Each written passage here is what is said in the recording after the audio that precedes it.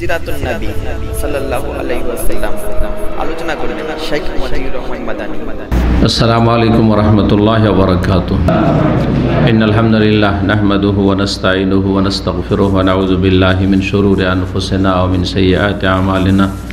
মান ইয়াহদিহিল্লাহু ফালা মুদিল্লা লাহু ওয়া মান ইউদ্লিল ফালা হাদিয়া লাহু। ওয়া আশহাদু আল লা ইলাহা ইল্লাল্লাহু ওয়াহদাহু লা শারীকা লাহু ওয়া আশহাদু আন্না মুহাম্মাদান আবদুহু ওয়া রাসূলুহু সাল্লাল্লাহু তাআলা আলাইহি ওয়া আলা আলিহি ওয়া সাহবিহি ওয়া সাল্লাম তাসলিমান কাসীরা।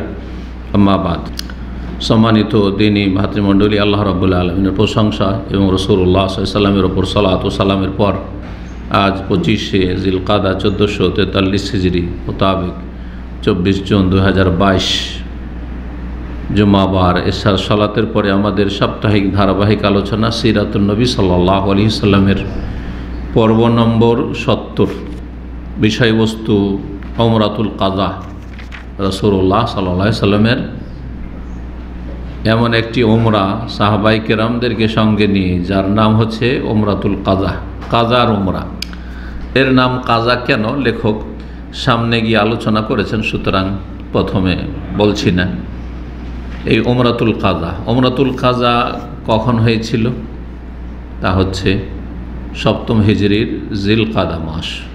রাসূলুল্লাহ সাল্লাল্লাহু আলাইহি ওয়াসাল্লাম সবগুলি উমরা জিলকাদায় করেছেন, একমাত্র একটি হজের সাথে, হজে কেরানের সাথে, অর্থাৎ জিলহজ মাসে জিলকাদায় গিয়েছেন, বেরিয়েছেন আর জিলহজে পৌঁছেছেন। এই টোটাল কয়টি উমরা করেছেন রাসূলুল্লাহ সাল্লাল্লাহু আলাইহি ওয়াসাল্লাম? 4টি উমরা করেছেন। কে বলতে পারে যে কখন কখন 4টি করেছেন? আলোচনা শুরু করার আগে দেখি আপনাদের সিরাত সম্পর্কে, নবীর জীবনী সম্পর্কে কতটা নলেজ আছে।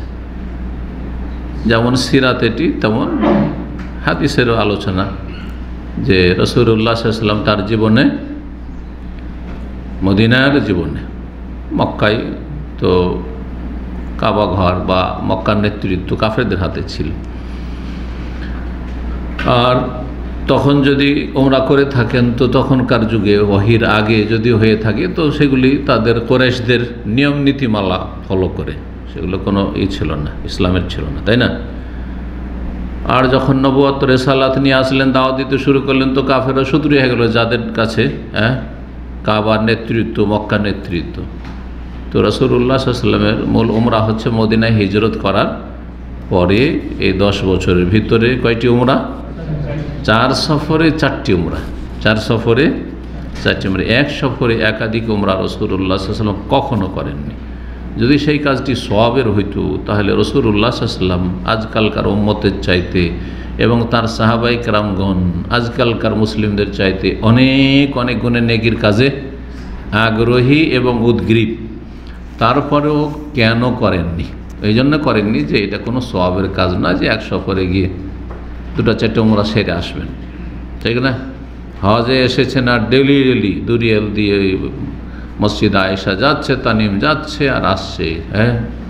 এইসব যে ইন্ডিয়া, বাংলাদেশ, পাকিস্তানের লোকেরা বেশি করে, আর অন্যান্য দেশের যারা সুন্নতের পরোয়া করে না তারা বেশি করে, বিভিন্ন বিদআতে জড়িয়ে, ব্যাস তাদের খেয়াল খুশি ভালো লাগলেই ভালো কাজ ওরাই করে। 4টি উমরা করেছেন। প্রথম উমরা কোনটি? হুদাইবিয়ার উমরা, উমরাতুল হুদাইবিয়া। এটিকেও একটি উমরা বলে গণ্য করা হয়েছে। কেন? যেহেতু উমরার সব রাসূলুল্লাহ সাহাবীরা পেয়েছেন, যদিও মক্কাতুল মুকাররমা পৌঁছতে পারেননি। উমরার গুরুত্বপূর্ণ রুকুন হচ্ছে বাইতুল্লাহর তওয়াফ করা, সাফা মারওয়ার সাই করা, তা করতে পারেননি, কারণ এই দুটো করতে দেয়নি মক্কার কাফেররা। কিন্তু ইহরাম বেঁধেছেন, মিকাত থেকে ইহরাম বেঁধেছেন। উমরার একটি রুকুন হচ্ছে কি? ইহরাম বাঁধা, আর ইহরাম, মিকাত ইহরাম বাঁধা ওয়াজিব, তা করেছেন। আর তারপরে মাথা মুন্ডন করেছেন, সাথে হাদির পশু নিয়ে গিয়েছিলেন, তা জবাই করেছেন। বাধাগ্রস্ত যেখানে হবে উমরাকারী অথবা হজকারী সেখানেই হালাল হয়ে যাবে, এটা হচ্ছে শরীয়তের বিধান। তো নবী সাল্লাল্লাহু আলাইহি ওয়াসাল্লাম সেখানে হুদাইবিয়ায় হালাল হয়েছেন, সুতরাং সেটি একটি উমরা বলে গণ্য। দ্বিতীয় উমরা হচ্ছে এই উমরাতুল কাজা। তৃতীয় উমরা হচ্ছে হুনাইনের যুদ্ধ সেরে জেরানা নামক স্থানে যে অঢেল ধন সম্পদ ছিল গনিমতের, যা কাফেরদের থেকে হাসিল হয়েছিল, সেগুলি ভাগ বন্টন করে দিলেন, বিতরণ করলেন। আর রাত্রে দেখেন যে এখন যথেষ্ট সময় আছে, তখন জেরানা নামক স্থান থেকে ওমরা করেছিলেন রাতারাতি একটি। জি, মক্কা বিজয়ের পরে হুনাইনের যুদ্ধ হইল, আর তারপরে জেরানা থেকে ওমরাতুল জেরানা নামে পরিচিত। এই জেরানার ওমরা, মসজিদে আয়েশার ওমরা ভারত বাংলাদেশে প্রসিদ্ধ। আর ইন্দোনেশিয়া, মালয়েশিয়া, সিঙ্গাপুর এইসব দেশে শাফি বেদাতীদের কাছে জেরানার ওমরা খুব প্রসিদ্ধ। যারা মক্কায় থাকেন আর যারা মক্কায় ওই ট্যাক্সি চালান, হ্যাঁ, মিশর টিশর করেন, বুঝেন মিশর তো, মানে যারা করেন তারা তো বুঝেন, মানে লোকজন এখান থেকে ওখানে পৌঁছান, তারা খুব জানেন। এরা জেরানা তলাশ করে কোথায় জেরানা আছে। আজ পর্যন্ত আমার জেরানা যাওয়া হয়নি, কিন্তু মনে একবার ইচ্ছা আছে যে গাড়ির সোর পাহাড়েও গেছি, হেরা পাহাড়েও গেছি, সবের আশা এগুলো নয়, ঐতিহাসিক জায়গায় দেখে এসেছি, উঠেইছি পাহাড়ে, দুটো পাহাড়ে উঠেছি। তো ওই রকমই জেরানা যাওয়ার একবার ইচ্ছা আছে, যেহেতু রাসূলুল্লাহ সাল্লাল্লাহু আলাইহি ওয়াসাল্লাম সেখান থেকে একটি রাতারাতি উমরা করেছেন। কিন্তু সেখান থেকে উমরা করা সুন্নাত এমন কথা নয়। ঐতিহাসিক জায়গায় দেখতে যাব সেটা আলাদা কথা, মনের একটা তৃপ্তি, ভালো লাগলো, দেখে আসলাম। জি, তো এই জেরানার উমরা বেদাতিরাও করে থাকে। জি, ফজিলত মনে করে এটা। সেখানে তাবারকের জন্য অনেকে যায়, তাবারকের জন্য যাওয়া যায় না। জি, কয়টি উমরা হইল? 3টি হইল, তাই না? কে 2টি বলছে? 3টি হইল। চতুর্থ উমরা উমরাতুন মা হাজ্জাতিহি, রাসূলুল্লাহ সাল্লাল্লাহু আলাইহি বিদায় হজের সাথে যে কেরান, হজে কেরানে যে একসাথে উমরা হয়, সেই উমরা রাসূলুল্লাহ সাল্লাল্লাহু আলাইহি ওয়াসাল্লাম সবাই করেছেন হজে তামাত্তু। রাসূলুল্লাহ সাল্লাল্লাহু আলাইহি হজে কেরান কেন করলেন? কারণ তার সাথে কোরবানির পশু নিয়ে গেছেন। কোরবানির পশু নিয়ে গেলে উমরা করে হালাল হওয়া যাবে না যতক্ষণ পর্যন্ত কোরবানি জবাইয়ের দিন না আসবে। হ্যাঁ, আর কোরবানি জবাইয়ের দিন হচ্ছে 10 তারিখ। সুতরাং বাধ্য হয়েছিলেন কি করতে? কেরান করতে। হানাফিরা বলে যেহেতু রাসূলুল্লাহ কেরান করেছেন, জন্য কেরান বেশি উত্তম। 1 নম্বরে কেরান, 2 নম্বরে তামাত্তু, 3 নম্বরে ইফরাদ। কথা বোঝা গেছে? কিন্তু অধিকাংশ আইম্মা কেরাম, আহলুল হাদিস, মুহাদ্দিসরা বলছেন যে তামাত্তু বেশি উত্তম, কারণ রাসূলুল্লাহ তামাত্তুর আকাঙ্ক্ষা করেছেন। সমস্ত সাহাবায়ে কেরাম যারা কোরবানি পশু সাথে নিয়ে যাননি তাদেরকে বলেছেন তোমরা সবাই হালাল হয়ে যাও, উমরা করে আর তামাত্তু করো। সুতরাং আকাঙ্ক্ষা করলেন, সাহাবায়ে কেরামদের সবাইকে করালেন। আর আমি যদি আগে জানতাম যে তামাত্তু করার অনুমতি পাবো, আগে কিন্তু তামাত্তু করা জাহিলিয়াতের যুগে এটাকে খারাপ কাজ মনে করতো, সেই জন্য তামাত্তু ওর নিয়ত প্রথম করেননি। পরে যখন অনুমতি আসলো বললে ইস্তাকবালতু মিন আমরি মাস্তাদবারতু, আগে যদি জানতাম, যা পরে জানতে পারলাম ওহির মাধ্যমে, তাহলে আমি মাসুকতুল হাদির পশুও নিয়ে আসতাম না, ওলা জালতু উমরা, আর আমিও তোমাদের মতো হালাল হয়ে যেতাম উমরা করে। তাহলে তামাত্তু হয়ে উমরা আলাদা হয়ে গেল। তারপরে 8 তারিখে এহরাম করে আবার হজ সেপারেট হইলেও এটা বেশি ফজিলতের, এটা হচ্ছে সহি। 3 নম্বর মত জানেন, এমনকি শাফি মযহাবে ইফরাদ হজ বেশি উত্তম। সবার যুক্তি আছে। তাহলে 3টি মযহাব হয়ে গেল এই ক্ষেত্রে। হানাফি মযহাব বলছে কেরান উত্তম, আর মালিকি, হাম্বলি আর আহলুল হাদিস এরা বলছে যে তামাত্তু উত্তম, আর শাফি মযহাব বলছে ইফরাদ উত্তম। ইফরাদ কেন উত্তম? অথচ শুধু হজ করে ফিরল, উমরা তো করল না। বলছে নাই, হজের মাস, সুতরাং হজের মাস শুধু হজের নিয়তে আসবো, উমরা করবো আর এক সময় করবো। তো শুধু হজের উদ্দেশ্যে এসছি আর শুধু হজ করব, এটা বেশি উত্তম তাদের কাছে। বুঝতে পেরেছেন? তো যাই হোক, প্রসঙ্গক্রমে বললাম রাসূলুল্লাহ সাল্লাল্লাহু আলাইহি ওয়াসাল্লামের তাহলে দ্বিতীয় উমরা হচ্ছে উমরাতুল কাজা। ইমাম হাকিম রাহিমাহুল্লাহ বলেছেন যে বিভিন্ন হাদিস এসেছে যে রাসূলুল্লাহ সাল্লাল্লাহু আলাইহি ওয়াসাল্লাম জিলকাদা মাসে সাহাবায়ে কেরামদেরকে নিয়ে ইহরাম করে বেরিয়েছিলেন এবং সাহাবায়ে কেরামদেরকে বললেন যে চলো উমরা করতে যাই। যে গত বছর হুদায়বিয়া থেকে ফিরে এসেছি, চুক্তি কী ছিল? এবার প্রবেশ করতে দেবে না মক্কার কাফেররা, আগামী বছর আসবে, প্রবেশ করবে। ঠিক আছে, উমরা করবে, মক্কায় ঢুকতে দেব, কিন্তু কয়দিনের জন্য মনে আছে কারো? 3 দিনের জন্য। 3 দিনের জন্য। অস্ত্র নিয়ে আসতে পারবে না। যদি অস্ত্র নিয়ে আসে তাহলে অস্ত্র খাপের মধ্যে ভরে রাখতে হবে, কভারের ভিতরে ভরে রাখতে হবে। অস্ত্র খোলা অস্ত্র নিয়ে আসা যাবে না। জি, 3 দিন পরে বেরিয়ে যাবে। তো সাহাবায়ে কেরামদেরকে সবাইকে নির্দেশ দিলেন, যারা হুদায়বিয়ার সন্ধিতে গেছেন সকলে চলো উমরায়, কারণ তোমরা গত বছরে যেতে পারোনি মক্কা পর্যন্ত, এবার যাওয়ার চান্স রয়েছে, যেহেতু চুক্তি হয়েছে, চলো, কেউ যেন পিছিয়ে না থাকে। সবাই গেলেন। 1400-র বেশি সাহাবায়ে কেরাম ছিলেন কোথায়? হুদায়বিয়ায়। আরও কিছু তাতে হলো দিয়ে 2000 পুরুষদের সংখ্যা ছিল, এর ওপর অতিরিক্ত বেশ কিছু সাহাবিয়াত মহিলারা ছিলেন, আর কচিকাচারা শিশুরাও ছিল। ফতুল বাড়িতে এই বিষয়টি বর্ণনা করা হয়েছে। মদিনা থেকে চলে যাচ্ছেন রাসূলুল্লাহ সাল্লাল্লাহু আলাইহি ওয়াসাল্লাম, বিশিষ্ট সাহাবায়ে কেরাম প্রায় চলে যাচ্ছেন। তো মদিনার তো কাউকে দায়িত্ব দিয়ে আসতে হবে, কাউকে তো স্থল অভিষিক্ত খলিফা বানিয়ে আসতে হবে। তো ওয়াইফ বিন আজবাত আদ-দাইলিকে মদিনার দায়িত্বশীল বানিয়ে এলেন একটি রেওয়ায়েত, কিন্তু প্রসিদ্ধ যে বর্ণনাটি তাতে রয়েছে আবু রোহম গেফারি রাদিয়াল্লাহু তাআলা আনহুকে মদিনার নেতৃত্ব দিয়ে বেরোলেন। 60টি কোরবানির পশু নিয়ে বেরিয়েছেন। হজের কোরবানি নয়, আর এই ঈদুল আজহার কোরবানি নয়, এমনি কিসের কোরবানি? ওমরার কোরবানি। ওমরায় যাচ্ছেন। কতটি কোরবানির পশু? 60টি। কি? ছাগল, বকরি, উট নিয়ে যাচ্ছেন, বাদানা 60টি। আর বিদায় হজে রাসূলুল্লাহ সাল্লাল্লাহু আলাইহি ওয়াসাল্লাম কতটি কোরবানি নিয়ে গেছিলেন? 100টি উট কোরবানি করেছেন। আর আজকাল আমরা সবচেয়ে সস্তা খুঁজি, ভাগা খুঁজি, কম খরচ লাগে আর বেশি গোস্ত পাই, ঠিক না? কম খরচ লাগে, বেশি গোস্ত পাই, আর যেটা বাঙালিদের কাছে বেশি প্রিয় গোস্ত যেটা হচ্ছে গরুর গোস্ত, সুতরাং গরুর হইতে হবে, তো গরুর ভাগা হইতে হবে। অথচ কোরবানির ক্ষেত্রে 1 নম্বর হচ্ছে গোটা উট, গোটা একটা উট। 2 নম্বরে হচ্ছে গোটা গরু।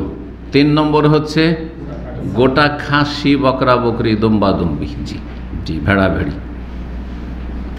আর তারপরে 4 নম্বরে হচ্ছে উটের ভাগ, 5 নম্বরে হচ্ছে গরুর ভাগ। এবার বোঝা গেছে? জি। তো 60টি কোরবানির পশু উট নিয়ে রওনা দিল রাসূলুল্লাহ সাল্লাল্লাহু আলাইহি ওয়াসাল্লাম। এই যে উটগুলির দায়িত্বশীল বানালেন নাজিয়া বিন জুনদুব আসলামীকে। ওমরার এহরাম করলেন। কোথা থেকে এহরাম করবেন? মদিনার লোকেরা মিকাত থেকে তো সবাই জানে। কোন মিকাত থেকে? জুলহুলাইফার মিকাত, বর্তমান নাম আবিয়ারে আলী বা আবারে আলী, জি আবিয়ারে আলী বা আবারে আলী। সেখান থেকে এহরাম করলেন রাসূলুল্লাহ সাল্লাল্লাহু আলাইহি ওয়াসাল্লাম। সাহাবায়ে কেরামগণ তালবিয়া পাঠ করলেন, আর সাহাবায়ে কেরামগণ তার সাথে তালবিয়া লাব্বাইক আল্লাহুম্মা লাব্বাইক পাঠ করলেন। অস্ত্র শস্ত্র নিয়ে বেরোলেন, কারণ অস্ত্র ছাড়া যাওয়া যাবে না। এখনও মক্কায় দুশমনদের নেতৃত্ব, যে কোনো সময় তারা বিশ্বাসঘাতকতা, গাদ্দারি করতে পারে। কাফেরদের তো আর ঈমান আল্লাহর ভয় নেই, পরকালে চিন্তা নেই। একজন মুমিন মুসলিমের পরকালের ভয় আছে যে গাদ্দার কে আল্লাহ রাব্বুল আলামিন ছাড়বেন না, জাহান্নামে দেবেন, কিন্তু কাফের কিছু জাহান্নামের ভয় আছে, যে কোনো সময় গাদ্দারি করে দিতে পারে, ঠিক না? এই জন্য রাসূলুল্লাহ সাহাবায়ে কেরামগণকে নির্দেশ দিলেন সবাই অস্ত্র নিয়ে থাকা।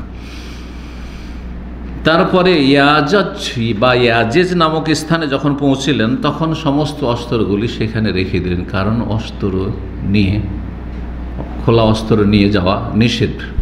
কি জন্য নিষেধ?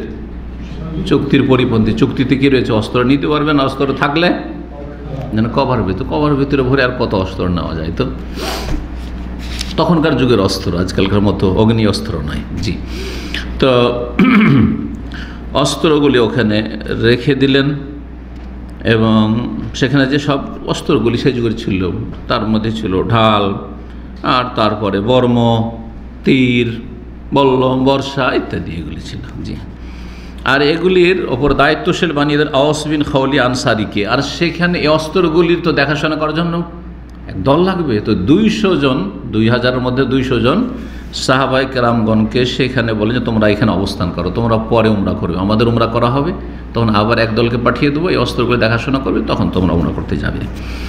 রাসূলুল্লাহ সাল্লাল্লাহু আলাইহি ওয়াসাল্লাম একজন অশ্বরোহী অথবা একজন উটের পিঠে আরোহী একটা অস্ত্র যে রাখতে পারে সেরকম অস্ত্র, তরবারি খাপের মধ্যে ভরা ছিল। এই বর্ণনাও ফতুল বাড়িতে এবং জাদুল মাদ ইবনুল কাইয়িম রাহিমাহুল্লাহ তাতে রয়েছে। রাসূলুল্লাহ সাল্লাল্লাহু আলাইহি ওয়াসাল্লাম যখন মক্কায় প্রবেশ করলেন তখন তিনি কাসওয়া নামক উষ্ট্রির উপরে ছিলেন। নবী সাল্লাল্লাহু আলাইহি ওয়াসাল্লামের উষ্ট্রির নাম ছিল কাসওয়া, যেটা প্রসিদ্ধ। নবী সাল্লাল্লাহু আলাইহি ওয়াসাল্লামের বাহন ওঠেনি, সেটার নাম কি ছিল? কাসওয়া। একটির নাম আজওয়া ছিল। তো এই কাসওয়া নামক ওটের ওপর ছিলেন নবী সাল্লাল্লাহু আলাইহি ওয়াসাল্লাম। মুসলিমগণ রাসূলুল্লাহ সাল্লাল্লাহু আলাইহি ওয়াসাল্লামের চারপাশে, অস্ত্র সাথে নেই কিন্তু অস্ত্রগুলো কভারে ভরা ছিল, অস্ত্র নিয়ে চারিদিক থেকে রাসূলুল্লাহ সাল্লাল্লাহু আলাইহি ওয়াসাল্লামকে ঘিরে তারা তালবিয়া পাঠ করছিলেন, যাতে করে কোনো দিক থেকে সে রাসূলুল্লাহ সাল্লাল্লাহু আলাইহি ওয়াসাল্লাম কোনো কাফের আক্রমণ না করে দেয়। সুবহানাল্লাহ। এই রকমের ঝুঁকি নিয়ে উমরা করা যেমন তেমন কথা নয়, ঈমানের প্রয়োজন। সাহাবায়ে কেরামগণ রাসূলুল্লাহ এইভাবে উমরা করতে গেছেন। মুশরিকরা তামাশা দেখার জন্য যে এরা কি করছে দেখি, কারণ এদেরকে তো 3 দিনের জন্য কাবা ঘর ছেড়ে দেওয়া হয়েছে, তাই না? সাফা মারওয়া ছেড়ে দেওয়া হয়েছে। তো এরা কোয়াইকান নামক একটি বড় পাহাড়, কাবার 2 দিকে 2টো বড় পাহাড়, একটি হচ্ছে কোয়াইকান আর একটি হচ্ছে আবু কুবাইস। আবু কুবাইস বলা হয় যেটার ওপর প্যালেস আছে, যে রাজাদের বাড়িঘর যা আছে না, দেখেছেন না? দেখেননি? সাফার পাশে যে পাহাড়টি, যেটাকে কাসরুস সাফা প্যালেস বলা হয়, সাফা প্যালেস বলা হয়। এটা এক সাইডে, এটা হচ্ছে কোন দিকে? দক্ষিণ দিকে, দক্ষিণ পূর্ব দিকে, মানে এর দিকে, হাজির আসওয়াদের দিকে। আর উত্তর দিকে যে পাহাড়টি, যেই পাহাড়টা কেটে আজকাল সোলেমানিয়ার দিকে, এই দিকে যে বিশাল পাহাড় সব কেটে কেটে এখন সরিয়ে দিচ্ছে, অনেকটা পাহাড়কে কেটে ফেলা হয়েছে। মারওয়া থেকে দেখবেন বাম হাতে বিশাল উঁচা উঁচা পাহাড় ছিল, এখনও আছে অনেকটা অংশ।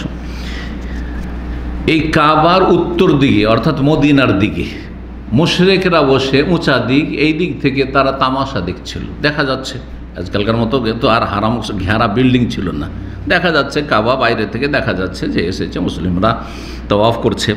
মুসলিমদের তামাশা দেখার জন্য তারা বসে আছে ওখানে, এবং তারা আপোষে বলা বলি করেছে যে জানো, আরে মুসলিমরা গেছে এমন এক শহর মদিনায় যেখানকার আবহাওয়া খুবই খারাপ, আর শুনেছি ওখানে তারা জ্বরে আর অসুখে এত বেশি আক্রান্ত যে সবগুলি কমজোর হয়ে গেছে। সব কি হয়েছে? কমজোর হয়ে গেছে। তারা বলা বলি শুরু করলো যে এমন এক দল আজকে আসছে, ওয়াহানাত হুম্মা ইয়াসরিব। তারা মদিনাকে প্রাচীন যুগে কি বলতো? ইয়াসরিব বলতো। এই নামটি সূরা আহজাব আল্লাহ রাব্বুল আলামিন উল্লেখ করেছেন। নবী সাল্লাল্লাহু আলাইহি ওয়াসাল্লাম ইয়াসরিব বলতে নিষেধ করেছেন। হিজরত করে আসার পরে নবী সাল্লাল্লাহু এই নাম পরিবর্তন করে দিয়েছেন। সুতরাং এর নাম হয়ে গেছে কি? আর নাম ছিল মদিনাতু রাসূলিল্লাহ সাল্লাল্লাহু আলাইহি ওয়াসাল্লাম, আল্লাহর রসুলের সাল্লাল্লাহু আলাইহি ওয়াসাল্লামের শহর।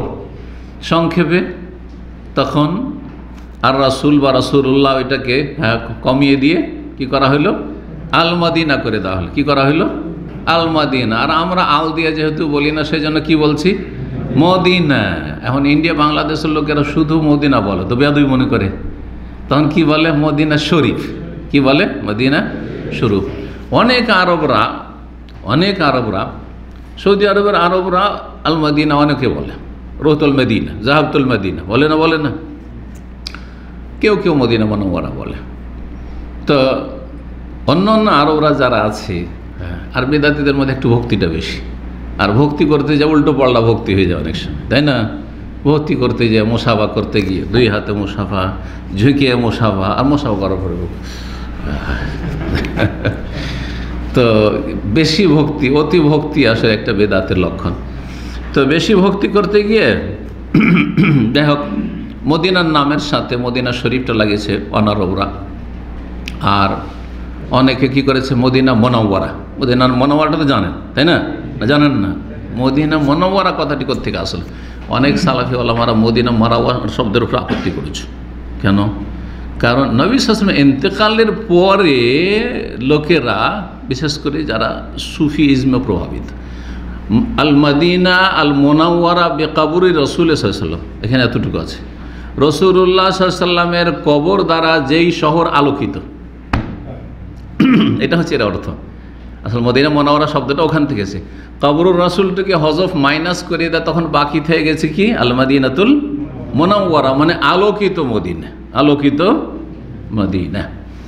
তো এই হচ্ছে এই মদিনার নামের রহস্য। জি, কিন্তু রাসূলুল্লাহ সাহাবায়ে কেরামগণ মদিনা মুনাওয়ারাও বলতেন না, আর মদিনাতুল মুকাররমাও বলতেন না। যেমন আজকাল মক্কাতুল মুকাররমা বলা হচ্ছে, ঠিক আছে, সম্মানের জন্য জায়েজ, মক্কাতুল মুকাররমা বলেন, মদিনা মুনাওয়ারা পর্যন্ত জায়েজ, কিন্তু এই আকীদা রাখা জায়েজ না যে নবীর কবরের কারণে মদিনা আলোকিত, এটা নয়। নবী সাল্লাল্লাহু আলাইহি ওয়াসাল্লামের আগমনের জন্য আলোকিত, এটা বলতে অসুবিধাটা কি? নবী সাল্লাল্লাহু আলাইহি ওয়াসাল্লামের হিজরতের মাধ্যমে এই মদিনার সম্মান বেড়েছে, এটা বলতে অসুবিধাটা কি? তাই না?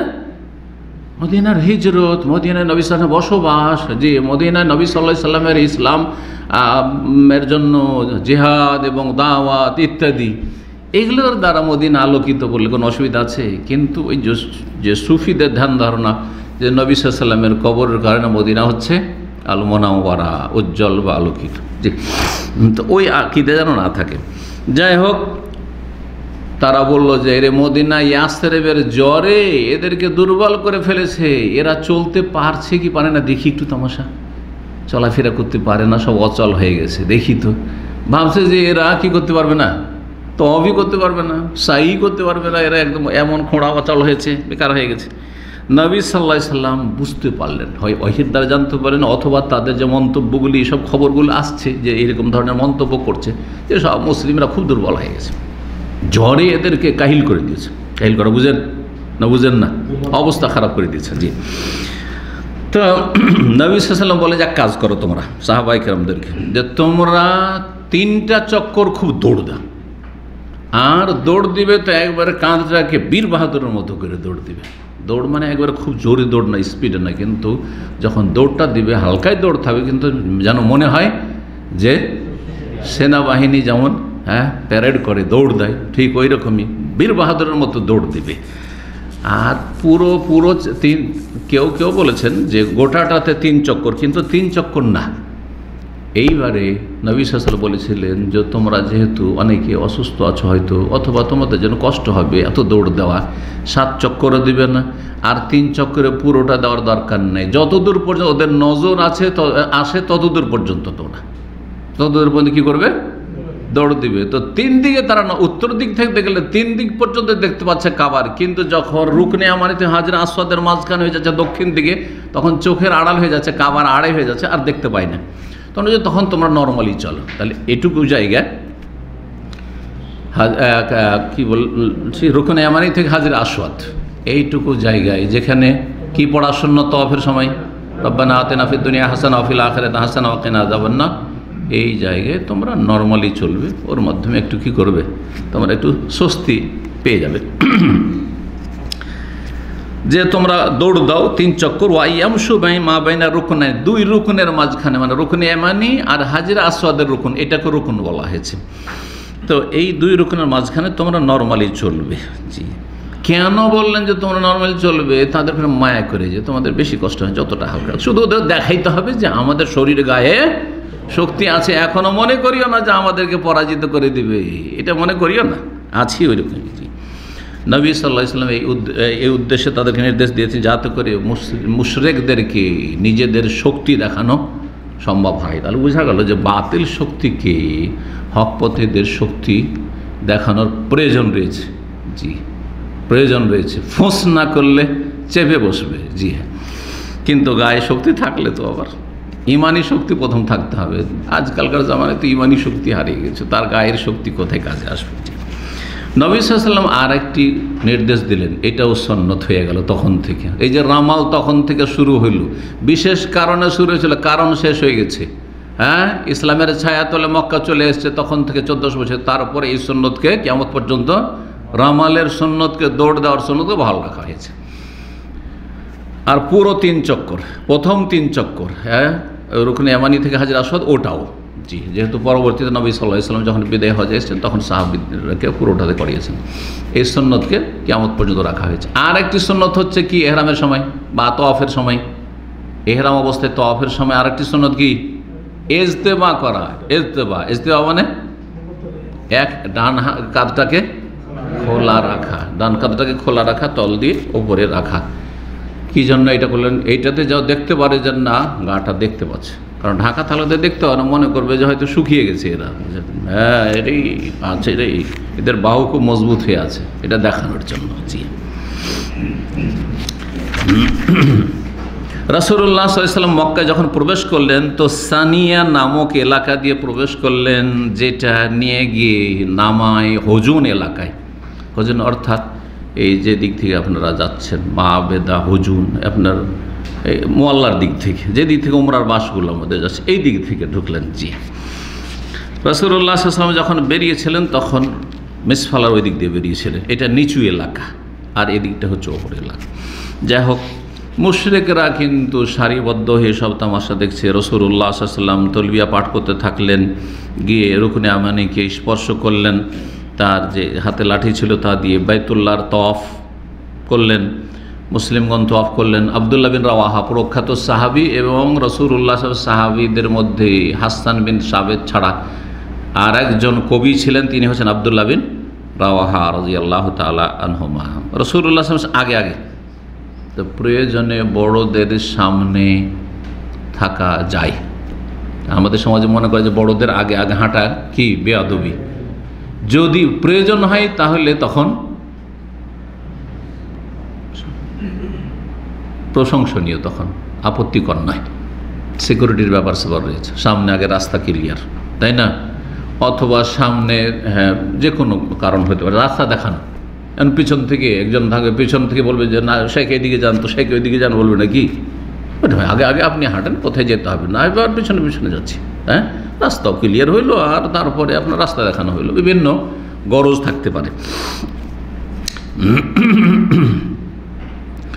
তো তরবারি তার কাছে ছিল সামনের দিক থেকে, যাতে করে কোনো আক্রমণ হলে প্রতিরোধ করা সম্ভব হয়। তরবারি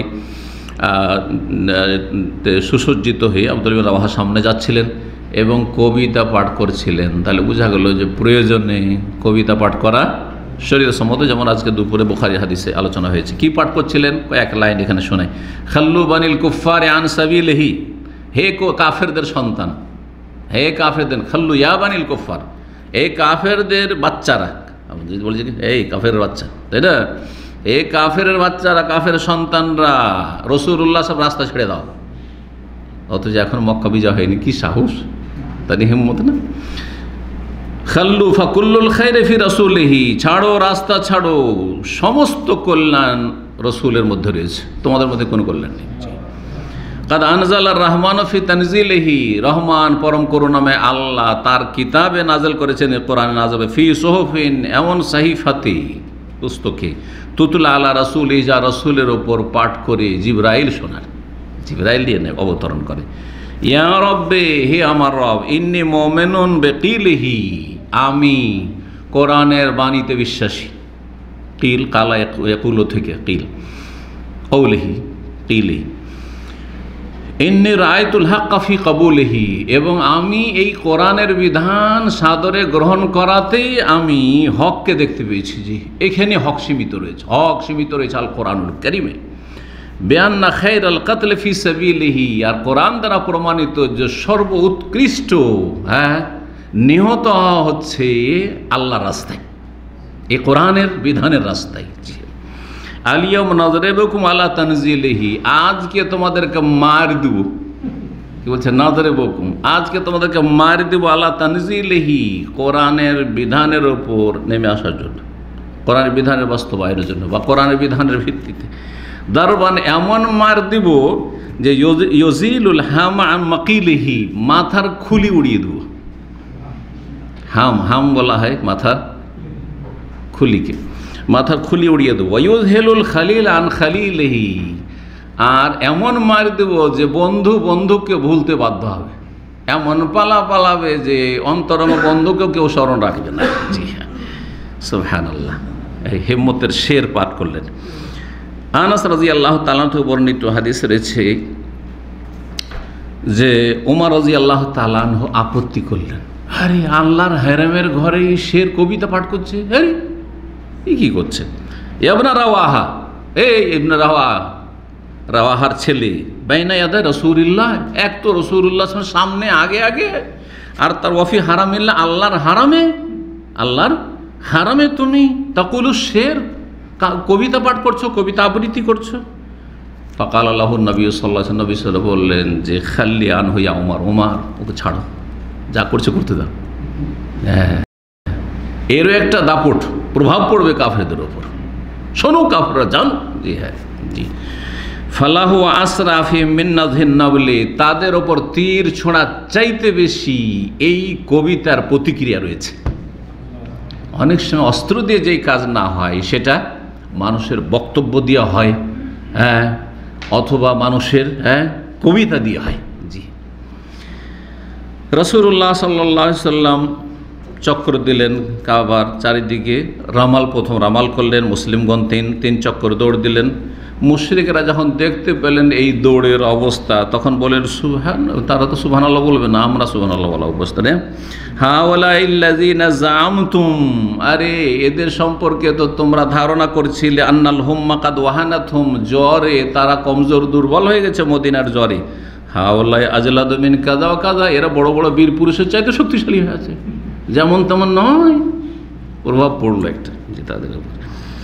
রাসূলুল্লাহ সাল্লাল্লাহু আলাইহি ওয়াসাল্লাম তওয়াফ যখন সারলেন, তারপরে সাফা মারওয়ার সাই করলেন। সাফা মারওয়ার সাই যখন শেষ হইল, এখন কি করতে হবে? হালাল হইতে হবে, মাথা মুন্ডন করতে হবে। আর কি করতে হবে? কোরবানি নিয়ে এসছেন, জবাই করতে হবে না? কোরবানি উমরা শেষ, উমরাতে কেউ যদি কোরবানি নিয়ে যায় অথবা মনে করে কোরবানি ওয়াজিব নয় কিন্তু কোরবানি করলে মুস্তাহাব, যেমন এফরাদ হজে কোরবানি ওয়াজিব নয় কিন্তু এফরাদ হজে কেউ যদি কোরবানি করে তো করতে পারবে না। হজের কোরবানির জন্য উত্তম জায়গা হচ্ছে মেনা, কিন্তু মক্কার যে কোনো জায়গা হুদুদে হারামের ভিতরে জায়েজ, মাসলা শুনে রাখেন। আর উমরার কোরবানির জন্য তো আর মেনা যাবে না, কারণ উমরার কোনো কাজকর্ম তো আর মেনার সাথে সম্পর্কিত না। সুতরাং উমরা যেখানে শেষ সেখানেই কোরবানি জবাই করবে। তাই উমরা শেষ হলো মারওয়ায়, রাসূলুল্লাহ সাল্লাল্লাহু আলাইহি ওয়াসাল্লাম মারওয়ার পাশেই কোরবানি জবাই করলেন এবং সেখানে মাথা মুন্ডন করলেন। তাহলে মাথা মুন্ডনের সুযোগ সুবিধা যদি থাকে মারওয়ার আশেপাশে, তো সেখানে করাই রাসূলুল্লাহ সাল্লাল্লাহু আলাইহি ওয়াসাল্লাম সুন্নত। কিন্তু মারওয়া পাহাড়ের উপরে কেঁচি নিয়ে, হ্যাঁ, 2 টাকিয়া কেঁচি নিয়ে 2 টাকা 3 টাকা, এখন 2 টাকা তো পাওয়া যাবে কিনা, তো এই ছোটো ছোটো বাচ্চারা অথবা বুড়োগুলো আছে, একটু একটু করে এদিক কাটলো। শাফি মযহাবের ফতোয়ার উপর আমল হলো, আর হানফিরাও সেখানে শাফি সেজে যাচ্ছে, ঠিক না? হানফি মযহাবে মাথার মাসা 4 ভাগের 1 ভাগ করা ফরজ, আর বাকিটা সুন্নত, বুঝছেন না? কিন্তু শাফি মযহাবে 2-4-5টা চুল মাসা করলেই উজুর মাসা হয়ে যাবে। তো 2-4-5টা চুল যখন মাসা করে হয়ে যাবে, ওই রকমই 2-4-5টা চুল এইদিকে একটু এদিকে একটু যদি কেটে নেয় হজ উমরাতে, ওতে কি হয়ে যাবে? হালাল হয়ে যাবে। এটা হচ্ছে শাফি মযহাব। কিন্তু কোরআন হাদিসের মযহাব হচ্ছে, সহিহ হাদিস হচ্ছে যে পুরো মাথা থেকে পুরো মাথার মাসাই করতে হবে উজুতে, আর পুরো মাথার চুল কাটতে হবে কাটলে, আর না হলে মুন্ডন করলে পুরো মাথার মুন্ডন, কাটলেও পুরো মাথা থেকে। তো নবী করিম সাল্লাল্লাহু আলাইহি ওয়াসাল্লাম সেখানে হাদি জবাই করে বললেন হাযাল মানহারু, এটি হচ্ছে কোরবানি করার জায়গা উমরাতে, কারণ এখানে আমাদের কাজ যেহেতু শেষ হলো। তবে অকুল্ল ফেজাজ মাক্কাতা মানহারুন, তবে মাক্কার যে কোনো অলি গলি হচ্ছে কোরবানির স্থল, যে কোনো জায়গায় জবাই করতে পারে, হারামের এলাকাতে হলেই হলো, হারামের বাইরে নয় কিন্তু, কারণ মাক্কা এখন অনেক বেড়েছে। আর তারপরে ধরেন এই মসজিদ আয়েশার পরে তখন হারামের বাইরে চলে গেলেন, ওইদিকে যখন আপনি মুজদালিফা থেকে আরাফাট দিয়ে এগিয়ে গেলেন তখন হারামের বাইরে চলে আসলেন, অথচ মক্কা শহর অনেক দূর পর্যন্ত চলে গেছে। তো মক্কার সবাই এখন হুদুদে হারামের ভিতরে নেই, অনেক এলাকায় হারামের বাইরে লোকেরা বসবাস করছে। এইভাবে মুসলিমগণ করলেন। তারপরে নবী করিম সাল্লাল্লাহু আলাইহি ওয়াসাল্লাম যে ওই জায়গায় অস্ত্রগুলি রেখে এসেছিলেন 200 মানুষের পাহারায়, হ্যাঁ, ওখানে বেশ কিছু লোকদেরকে পাঠিয়ে দিলেন যে তোমরা চলে যাও, সেখানে গিয়ে অস্ত্রগুলি তোমরা রক্ষণাবেক্ষণ দেখাশোনা করো, আর ওখান থেকে ওই 200 জন যে ওখানে রয়েছে ওদেরকে তাড়াতাড়ি পাঠিয়ে দাও, তারা এসে উমরা করো। তার মক্কার কাছাকাছি তারা ছিল, দূর থেকে তারা আসা যাবে, 3 দিনের মধ্যে ঢুকতে হবে আর উমরা করতে হবে, আবার বের হইতে হবে। তারপরে তারাও আসলো, আসার পরে সবাই উমরা শেষ করলো। রাসূলুল্লাহ সাল্লাল্লাহু আলাইহি ওয়াসাল্লাম 3 দিন মক্কায় অবস্থান করলেন। যখন 4র্থ দিন সকাল হয়েছে তখন মক্কার কাফের নেতারা সরাসরি রাসূলুল্লাহ সাল্লাল্লাহু আলাইহি ওয়াসাল্লামের কাছে না এসে আলী রাদিয়াল্লাহু তাআলার কাছে আসলো, এসে বলল যে কুল্লে সাহেবেকা, তোমাদের সঙ্গীকে বলো উখরুজান না, আমাদের এখান থেকে বেরিয়ে যাক। কত বেয়াদব, তাই না? উখরুজান না, আমাদের এখান থেকে বেরিয়ে যাক। ফাকাদ মাজাল আজালু, যেই মেয়াদের ওপর চুক্তি ছিল সেটা শেষ হয়ে গেছে, 3 দিনের চুক্তি ছিল, 3 দিন শেষ হয়ে গেছে, 4th দিন সকাল হয়ে গেছে। নবী করিম সাল্লাল্লাহু আলাইহি ওয়াসাল্লাম বেরিয়ে পড়লেন মক্কা থেকে, সারিফ নামক স্থানে অবস্থান করলেন। যেই জায়গায় নবী সাল্লাল্লাহু আলাইহি ওয়াসাল্লাম যখন প্রবেশ করছিলেন যাওয়ার পথেও এই উমরার সফরে, তখন মাইমুনা রাদিয়াল্লাহু তাআলা আনহার সাথে বিয়ে হয়েছিল। আবার যখন ফিরে আসলেন ওই জায়গায়, তখন এখানে স্বামী স্ত্রীর প্রথম বাসর হলো, দেখা হইল। সুবহানাল্লাহ, দুটো হইল। তৃতীয় আল্লাহ রাব্বুল ফায়সালা দেখেন, নবী সাল্লাল্লাহু আলাইহি ওয়াসাল্লাম ইন্তেকালের অনেক পরে মাইমুনা রাদিয়াল্লাহু তাআলা আনহা কোনো এক সফরে মক্কা গিয়েছেন, হজে অথবা উমরায় গিয়েছেন, আর ওই সারিফ নামক স্থানে ছিলেন অবস্থান করে, সেখানে তার ইন্তেকাল হয়।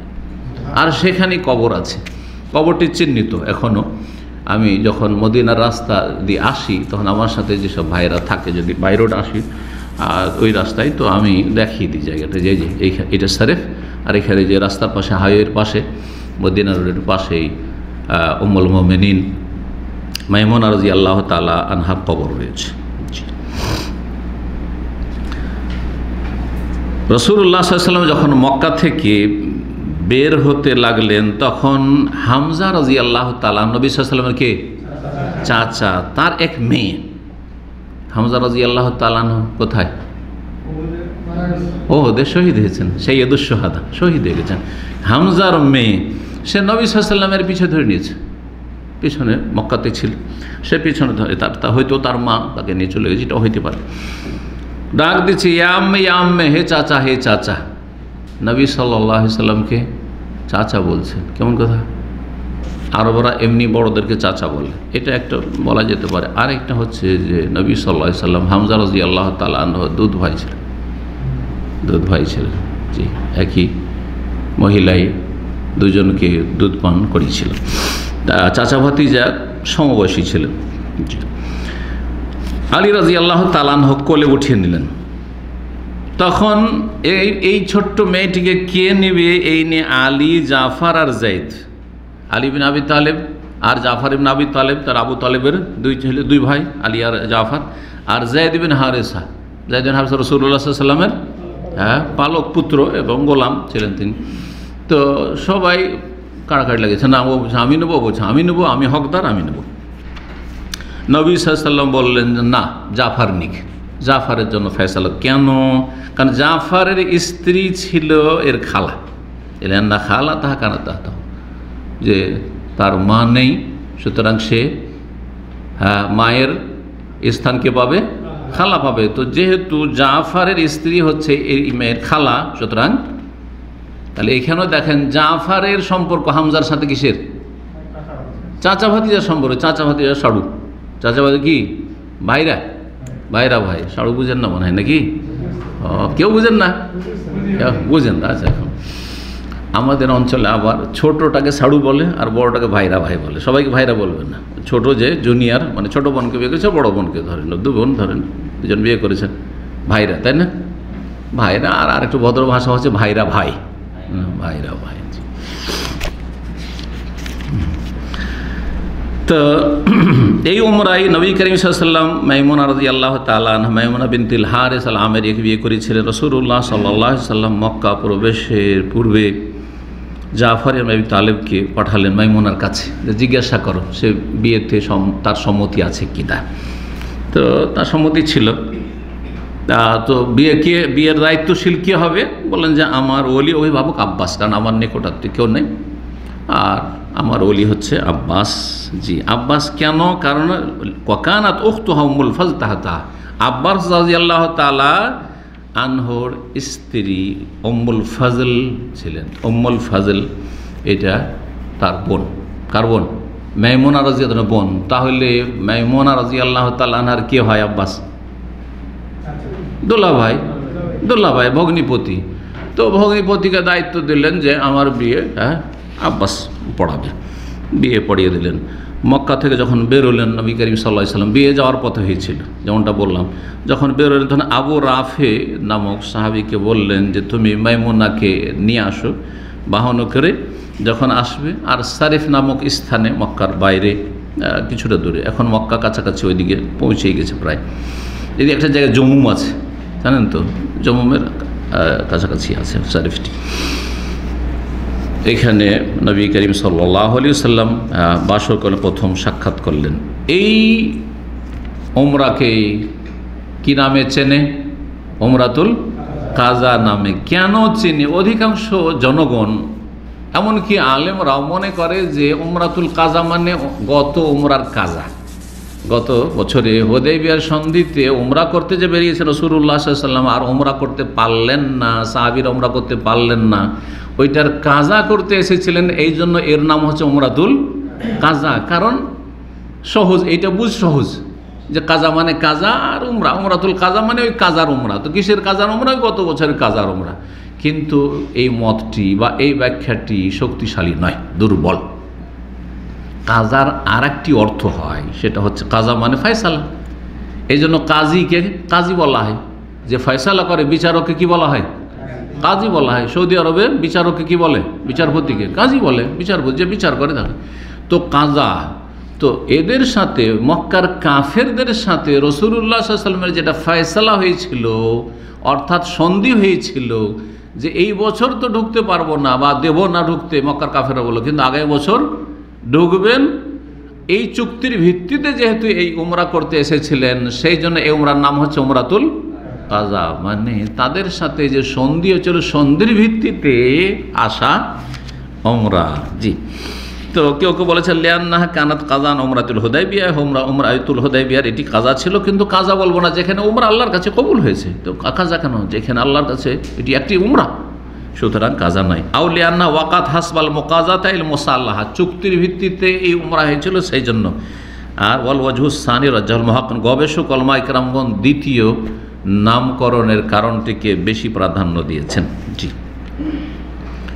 রাসূলুল্লাহ সাল্লাল্লাহু আলাইহি ওয়াসাল্লামের এই উমরাতুল কাজার আলোচনা শেষ। তারপরে রাসূলুল্লাহ সাল্লাল্লাহু আলাইহি ওয়াসাল্লাম মদিনা ফিরে আসলেন। আর তারপরে এই বছর 7ম হিজরিতে ছোটোখাটো কয়েকটি সারিয়া অভিযান হয়েছিল।